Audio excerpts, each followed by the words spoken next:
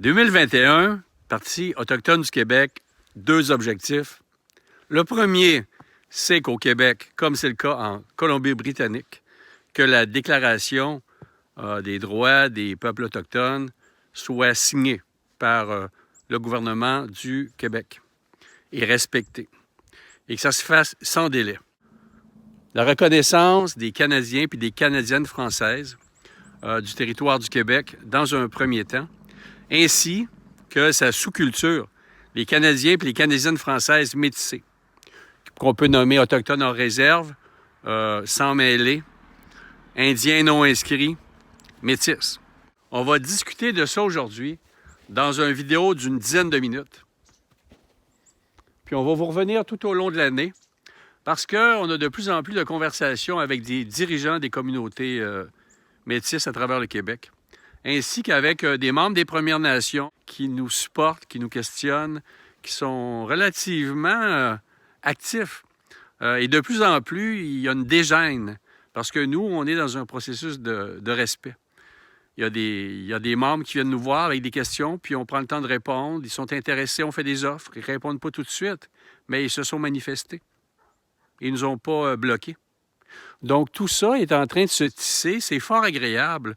Il y a encore des canaux de discussion à développer, entre autres avec l'Association des Premières Nations du Québec du Labrador, avec chef Ghislain Picard. C'est en cours de route. Ça prend un certain temps, comme le reste. Là. Disons qu'on n'a pas encore probablement croisé la même fourche de rivière, puis qu'on a chacun notre bout de canot à faire, puis du portage là-dedans. C'est pas évident quand même de se rencontrer des fois. Là. Salut! 2021, début de janvier. Donc, il faut avoir des objectifs dans la vie pour être capable d'arriver à quelque chose. Donc, qu'est-ce qu'on veut, nous autres, le Parti autochtone du Québec? En premier lieu, on veut que la Déclaration de l'ONU sur les droits des peuples autochtones soit signée au Québec, comme c'est le cas pour la Colombie-Britannique. Ça, c'est une déclaration d'intention. Il n'y a aucune obligation légale dans ça. C'est une base. Puis si le gouvernement du Québec, comme il le fait présentement, il niaise sur des mots, ne sont pas d'accord avec tel mot de la déclaration, puis ça peut prendre une éternité.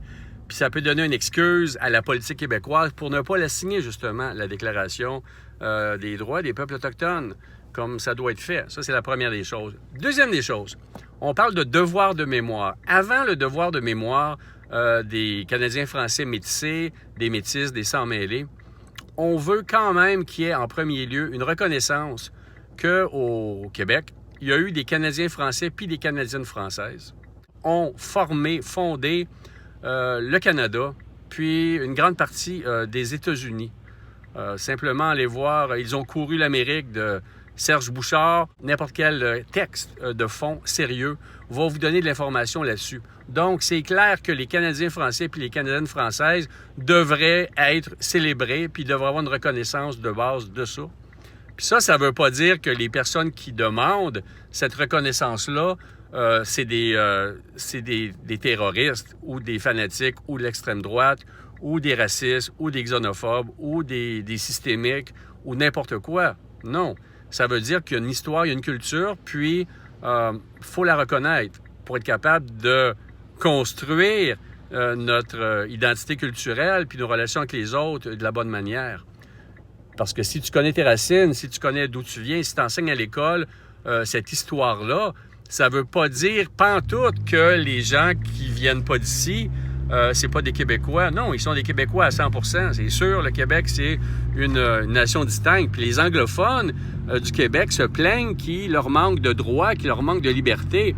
Ben, on devrait pouvoir parler de ça aussi sur la place publique, parce que c'est des Québécois. Donc, moi, je suis pas là pour défendre leurs droits, mais je me dis quand même qu'au Québec, anglais contre français, français contre anglais, ça existe encore une forme de haine, puis de peur, puis de pas une bonne conversation.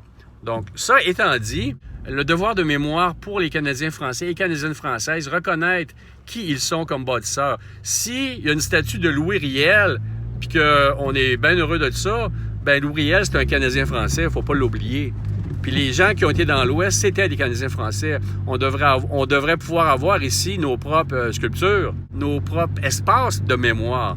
Donc, on commence par ça. Puis, à travers ça, il y a le sous-groupe des Canadiens et des Canadiennes françaises métissées. Bon, ben là, à travers cette culture-là, on va pouvoir aller un pas plus loin, puis définir c'est qui les Autochtones hors réserve du Québec. C'est quoi cette réalité-là? Parce que Denis Gagnon l'a dit clairement, il l'a dit à Radio-Canada cet automne encore, il n'y a pas de faux et de vrais métis. Les métis ou les sans-mêlés, c'est des cultures distinctes. L'Association des Premières Nations du Québec du Labrador, ce qu'il fait, lui, c'est qu'il fait consensus. Parce que quelqu'un qui ne connaît pas beaucoup et qui ne se pose pas trop la question, il se dit « les Autochtones ». Bon, c'est pas les Autochtones. C'est des communautés, c'est des nations, c'est des manières de faire. C'est ça. C'est des identités propres. Un groupe qui a une identité propre. Bien, au Québec, c'est la même chose avec les sans-mêlés et les métis. Il n'y a pas une catégorie pour les mettre toutes dans la même catégorie, mais il y a des communautés distinctes, avec des désirs distincts, avec des particularités distinctes. En premier lieu, c'est quoi Canadien, Canadienne française? On va reconnaître, on va l'enseigner, on va le promouvoir, on va pouvoir explorer à travers ça tout le Canada sous un autre angle. On va pouvoir refaire les grands parcours de canaux, les grandes marches dans la forêt comme activité, par exemple, touristique. On va pouvoir se lier et dire, ben moi, je le fais, le 1600 km de canaux pour passer à ces points historiques-là. Ben, on peut se promener à travers l'Amérique au complet en étant un Canadien-Français qui refait un parcours de Canadien-Français. Puis la richesse de tout ça, les liens qu'on peut faire avec éventuellement les États-Unis, avec l'Ontario, avec tout le monde, en tant que Canadiens-Français, c'est pas mal intéressant. Puis ça leur permet, eux autres, de réapprendre leur mémoire parce qu'ils ne savent pas que pourquoi Détroit, ça s'appelle Détroit. Ils ne savent pas que Yellowstone, c'est une rivière, la rivière de la Roche Jaune, qui a été nommée ainsi par des Canadiens français. Il y a plein de choses que les gens des cultures environnantes ne connaissent pas sur les Canadiens français.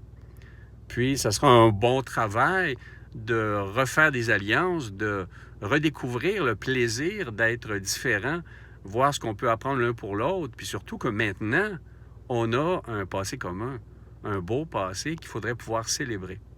Donc, ceci étant dit, bonne année 2021. Je commence de même, puis faites attention à votre santé, puis aux autres aussi là-dedans. Là. C'est pas rien qu'une affaire de moi. Là. OK? Bye.